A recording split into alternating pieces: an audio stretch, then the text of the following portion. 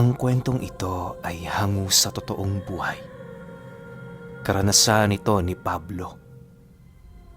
Taong 1968, San Ricardo, Southern Leyte.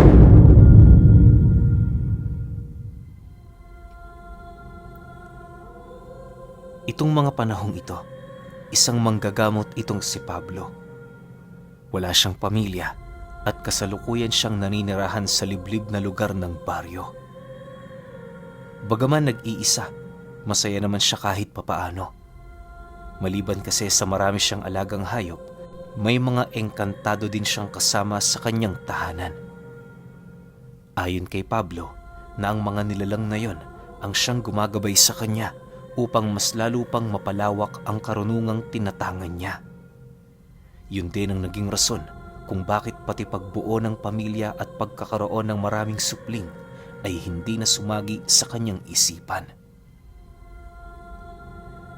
Para kay Pablo, ang mga buhay na salita na pinanghahawakan niya ay ang maituturing na niyang pamilya na siyang naging karamay niya sa hirap man at ginhawa. Dahil sa husay manggamot nitong si Pablo, kaya na may madalas siyang bisitahin ng mga kakilala niyang taga-baryo. Hindi naman niya pinagkakaita na bigyan ng tulong ang mga ito, lalo pat isa din yun sa kanyang hangarin, kung kaya't ninais niyang magkaroon ng karunungang lihim. Sa loob ng 5 taon, walang patid ang panggagamot ni Pablo. Lahat ng nagpapatingin sa kanya ay nagagawa niyang mapagaling sa kabila ng kakaibang karamdamang dinadala ng mga ito. Mapabarang, kulam, engkanto, sumpa ng laman lupa at kung ano-ano pa, wala yang ligtas sa kanya. Minsan nga, kapag medyo naiirita siya sa nilalang na nagbibigay ng sakit sa nagpatingin sa kanya, ibinabalik niya ang sakit nito ng tripling ulit. Dagdag pa ni Pablo na ang tanging pinaka-iniiwasan niya lamang na karamdamang makaharap ay ang sumpang nanggagaling sa katulad niyang tao na nagtatangan din ng halos kapantay ng kanyang aral na ang pinagmula ng kapangyarihan ay ang karunungan ng kaliwa.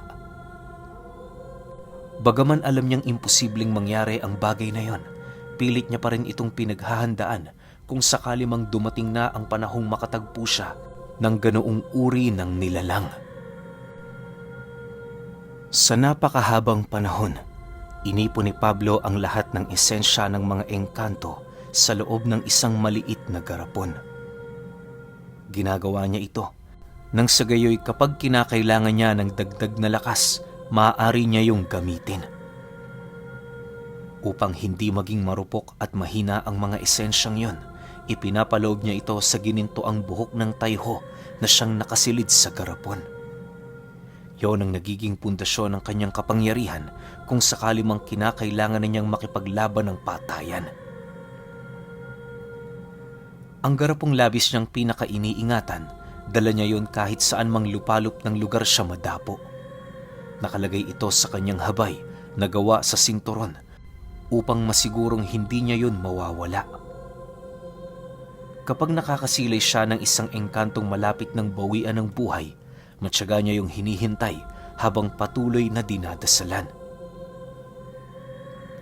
Alam niyo ba na kapag namamatay ang mga engkanto, nagiging isang kulay puting enerhiya ang mga ito. Yon ang kanilang esensya na siya namang kinokolekta ni Pablo. Hindi naman niya yun basta-basta kinukuha.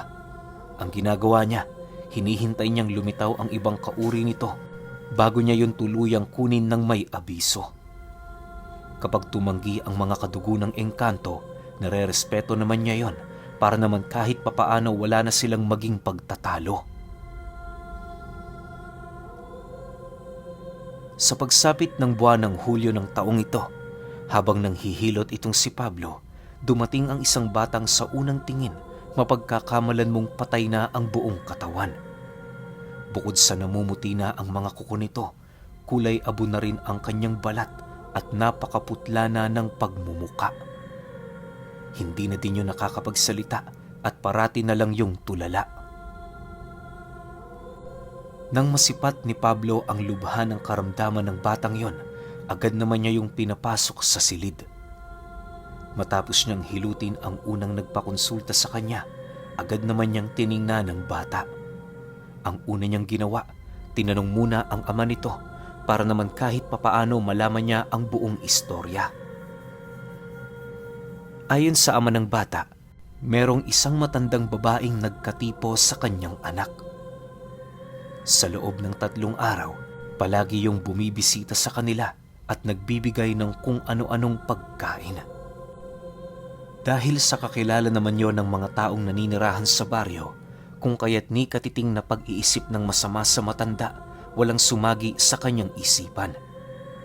Nabago lamang ang pakikitungo nito magmula noong nagkaroon niyo ng alitan sa kanyang ina. Dagdag pa ng lalaki, sobra siyang naawa noon sa matanda gawa ng umalis yun sa kanilang tahanan ng umiiyak. Magmula noong hindi na ito bumalik, kasabay nito ang dahan-dahang panghihina ng kanyang anak hanggang sa dumating ang puntong nasa ganun na yung kalagayan. Inilahad din ng lalaki sa kanya na si Pablo na ang ika-5 albularyo na pinagkonsultahan nila. Karamihan sa mga albularyong tumingin sa kanyang anak, walang maisip na sakit na maaaring dumapo dito. Hindi naman nila makumpirmang barang o kulam ang karamdamang tinatangan nito, lalo pat wala sila doong maramdamang kaluluwa ng nilalang na may gawa. Matapos itong marinig ni Pablo, tanging paghawak lang naman sa kanyang libreta ang kanyang nagawa. Mariin niyang pinag-isipan ang tungkol sa nangyayari sa batang yon, lalo pat yon ang unang beses na makaharap siya ng ganoong karamdaman. Makalipas lamang ang ilang minuto, bigla namang nanlaki ang kanyang mga mata nang maunawaan niyang sumpa ang tinatangang karamdaman ng kanyang pasyente. Nasisiguro niyang sumpa ito sa kadahilanang wala na siyang maisip na karamdaman maliban sa kayang maibigay ng sumpa. Bagaman unang beses siyang makaharap ng ganoong karunungan, nasisiguro niyang totoo ang kanyang kutob. Upang makumpirma ang mga bagay na kanyang sinabi, gumawa siya ng ritual para matukoy ang nasabing sumpa. Ang ginawa niya, nagsunog ng kamangyan na merong mga dahon ng papaitan at itlog ng butiki. Pagsilay niya sa itlog na kulay itim na ito, agad naman niya yung binudbura ng asin habang patuloy na nag-uusal. Maya-maya pa, bigla namang sumimoy ang kakaibang hangin sa katawan niya, indikasyon na tama nga ang kanyang hinala. Nang magawa ng matukoy ni Pablo ang karamdaman ng bata, hindi na siya nag-alangan pang gumawa ng pangontra laban dito. Nais niya sanang tawagin ang kaluluwa ng nagbigay ng sumpa sa kanyang pasyente, pero masyado pang bata ang katawan ng biktima. May batas sa panggagamot na hindi mo pwedeng pasapiin ang kahit na anong espiritu sa batang katawan ng tao. Kapag ginawa mo ito, maaari yung ikamatay ng iyong pasyente o hindi naman kaya'y ikamatay mo. Maaaring nagtataka kayo kung papaano mapapatay ng kaluluwang sumapi sa bata ang isang albularyo. Simple lang ang sagot dyan, at yon ay ang kakayahang mag-utos ng kaluluwa sa sumpang nasa katawan ng bata. Naniniwala kasi itong si Pablo, madaling maipapasa ng kaluluwa sa kanya ang sumpa, gawa ng hindi pa ito gaanong nakabaon sa katawan ng bata. Magiging mapanganib para sa kanyang malagay sa ganoong sitwasyon, lalo pa kung wala siyang kaide-ideya kung ano ang bisa ng sumpang yun. Sa paglipas ng oras, nananatiling abala si Pablo sa pagdarasal. Yung una niyang ginawang ritual, tinabi na niya dahil pagtukoy lamang sa sumpa ang tangi nitong magagawa. Kinahapunan, magbabandang 4:00, inabisuhan niya ang ama ng bata na kung maaari doon na sa bahay nito ipagpatuloy niya ang kanyang panggagamot. Hindi kasi sila maaaring manatili sa bahay ni Pablo hanggang gabi, gawa ng nagsisilbi din yung pahingahan ng mga kaibigan niyang engkanto. Dahil sa wala namang magagawa ang ama ng pasyente, kung kaya't agad din naman itong pumayag. Nang makuha na ni Pablo ang basbas nito, agad naman niyang iniligpit ang kanyang mga gamit, sabay niyaya na ang mag-ama na maglakad pabalik sa tahanan nila. Lumipas lamang ang ilang minuto, narating na nga nila ang bahay ng kanyang pasyente sa gitnang bahagi ng kanilang baryo. Pagpasok nila roon, bumungad sa kanila ang pamilya nitong abalang-abala sa pagluluto. Hindi naman yun pinansin ni Pablo, gawa ng marami din siyang iniisip na mga ritual na gagawin noong gabing yon. Sa pagsapit ng lalim ng gabi, bigo pa rin siyang malaman kung ano ang naging daanan ng sumpa. Nang wala na siyang pagpipilian, napilitan siyang kausapin ang ama ng kanyang pasyente kung maaari ba yung magpasapi sa nilalang na nagbigay ng sumpa sa anak niya. Alam naman ni Pablo na hindi yun tatanggi, lalo pat kitang-kita sa mga mata nito kung gaano nito kamahal ang anak niyang nalalagay sa panganib. Makinig ka. Kung hindi mo to gagawin, hindi mababago ang tadhana ng anak mo. Sa estado niya ngayon, para siyang matandang naghihintay na lamang ng kamatayan. Ikaw lang ang makakatulong sa kanya, wala nang iba. Pangungumbinsi ni Pablo sa ama nito.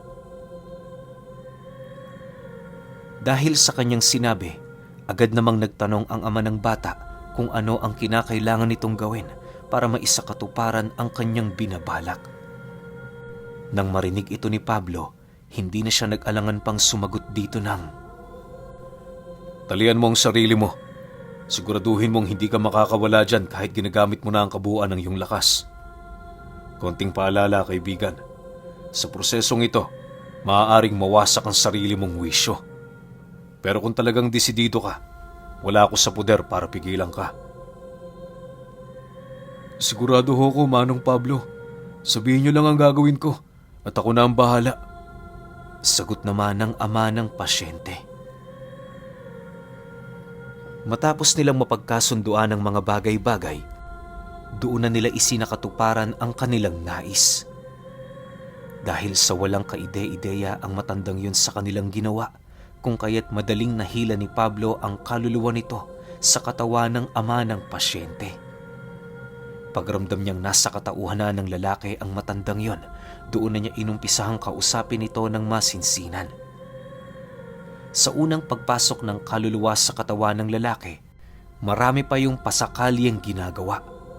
Kesyo kinakarit nito ang kanyang kuko sa kahoy, tumatawa, humahagik-gik, tinititigan siya ng napakasama at kung ano-ano pang mga gawain na hindi ordinaryo sa normal na tao. Dahil sa hinihintay naman ni Pablo na kausapin siya ng nilalang, kung kaya't wala siyang ibang ginawa kundi ang manatili.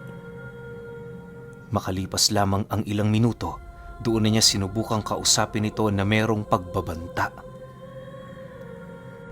"Ikaw ba ang may gawa ng sumpa sa anak ng lalaking ito? Bakit mo yung ginawa? Ano ang kasalanan ng kanyang pamilya sa'yo?" Galit na tanong dito ni Pablo.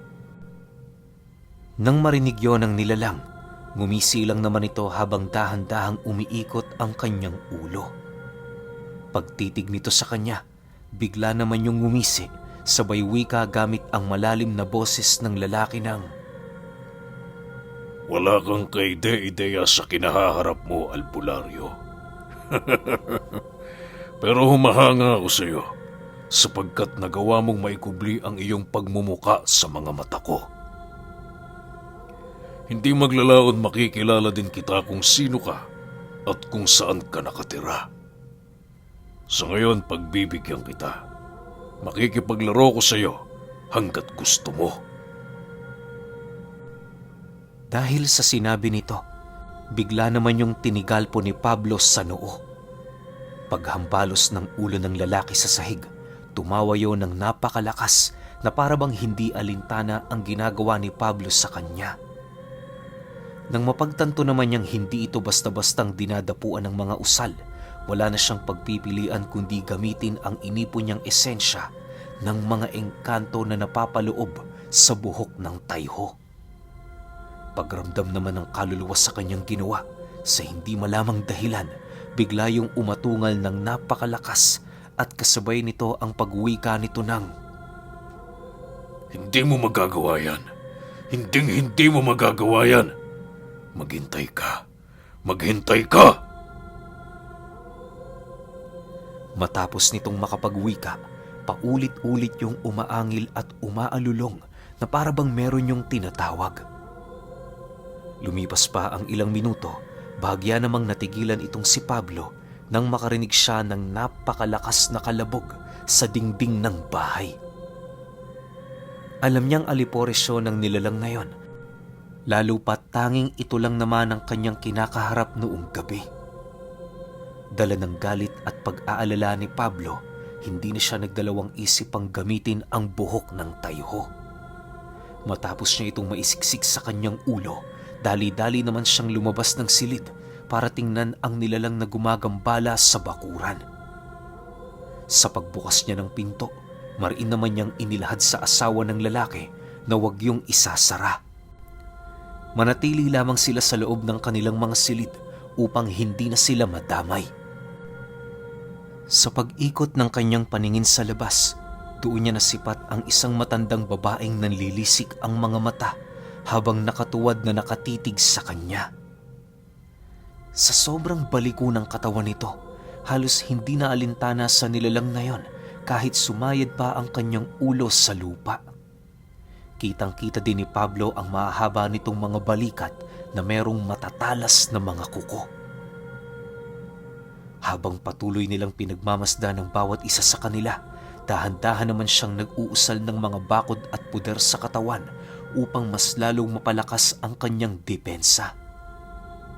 Naniniwala siyang hindi ordinaryo ang matandang yon sa kadahilanang malalim ang aral nito pagdating sa sumpa. Inakala nga noon ni Pablo na yun na ang nilalang na matagal na panahon na niyang iniiwasan.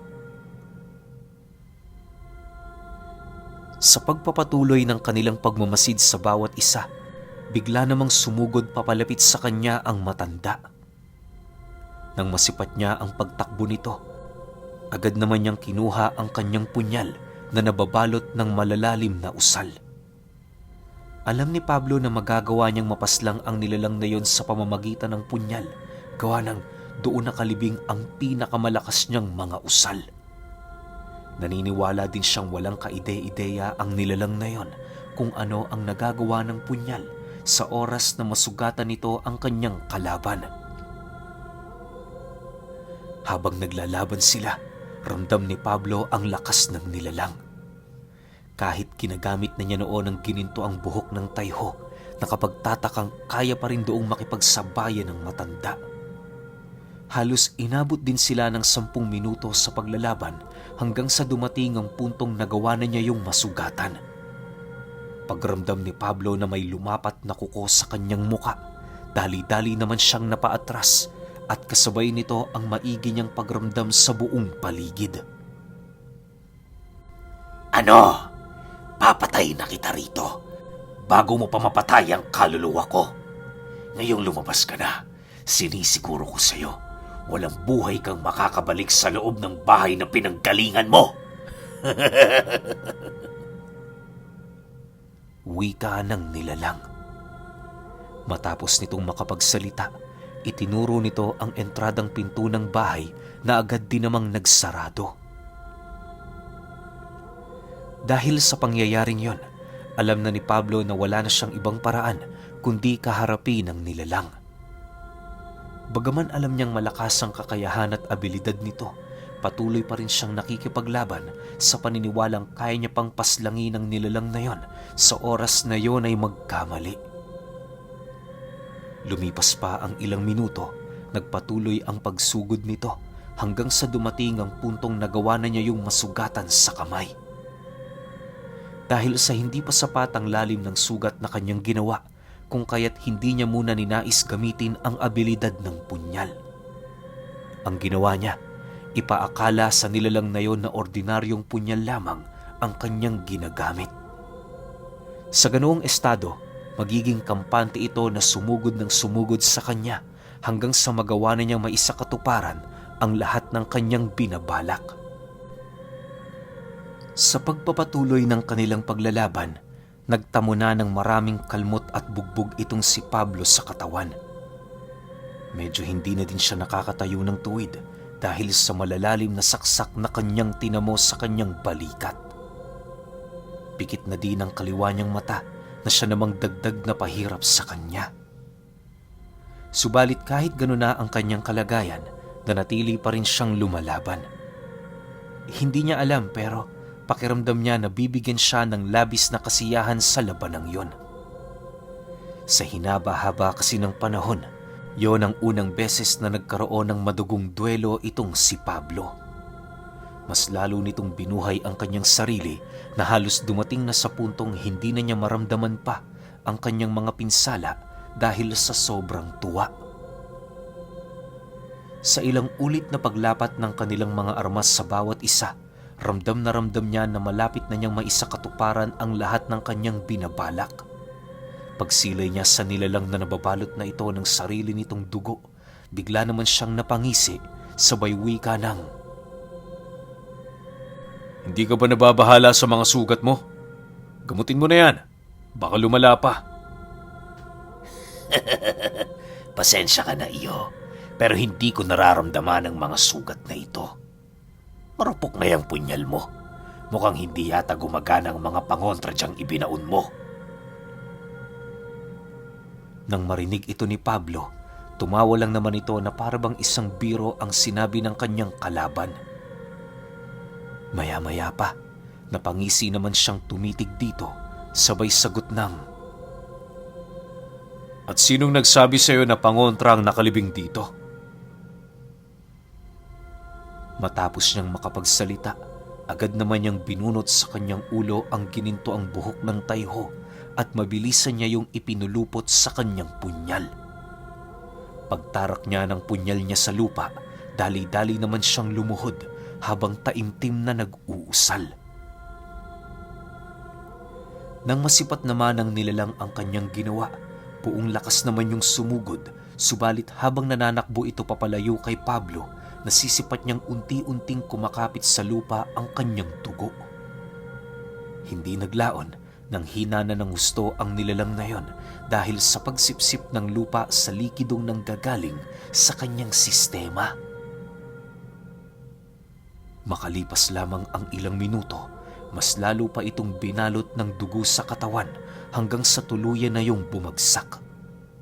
Kahit anong pagpupumiglas nito, tila bang wala na yung magagawa sa kadahilanang ang kanyang dugo animoy naging isa ng napakalapot na dagta. Nang maisakatuparan na ni Pablo ang kanyang ritual, agad naman siyang tumayo habang pinagmamasdan ang kanyang punyal na sinisipsip ang dugo ng nilalang. Halos 5 minuto lang noon ang naging pagitan nang tuluyan ng matuyo ang buo nitong katawan. Bago bawian ng buhay ang nilalang na yon, inilahad dito ni Pablo na labis siyang nagagalak sa kanilang duelo. Nagpasalamat din siya sa nilalang kahit papaano, gawa ng dahil dito, muli niyang naramdaman ang sayang ilang dekada na niyang hinahanap. Sa pagkamatay nito, agad naman niyang binunot ang namumula niyang punyal, sabay karipas ng takbo papasok ng bahay. Alam niya kasing may tsansa pang isama ng nilalang na yon ang nabiktima nitong bata, gawa ng naroon pa sa ama nito ang pinasapi niyang kaluluwa. Sa paglapit niya sa kinaroroonan ng kanyang pasyente, agad naman niyang inilapat sa katawan nito ang punyal. Wala na siyang ginawa dahil habang nakalapat sa balat ng batang yon ang punyal, patuloy nitong sisipsipin ang lahat ng sumpang nagpapahirap sa kanya.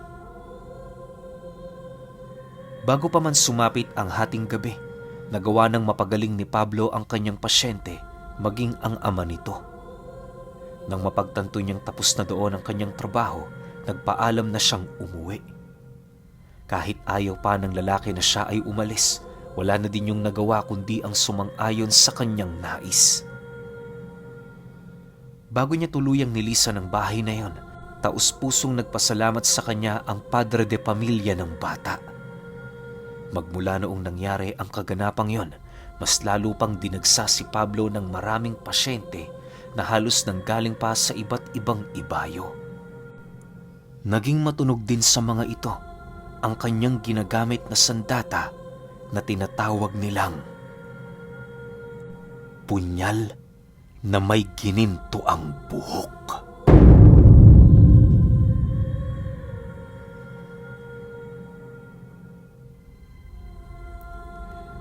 Okay, opinion ko sa kwento. Sayang no, alam nyo kung sinong tao na naaalala ko rito kay Pablo? Si Lolo Ruben. Di ba? Kasi ganito yun yung tipong nagsisimula pa lang si Lolo Ruben, yung nakikipagkaibigan pa lang siya sa iba't ibang uri ng mga engkanto. Yun, nasubaybayan natin yun.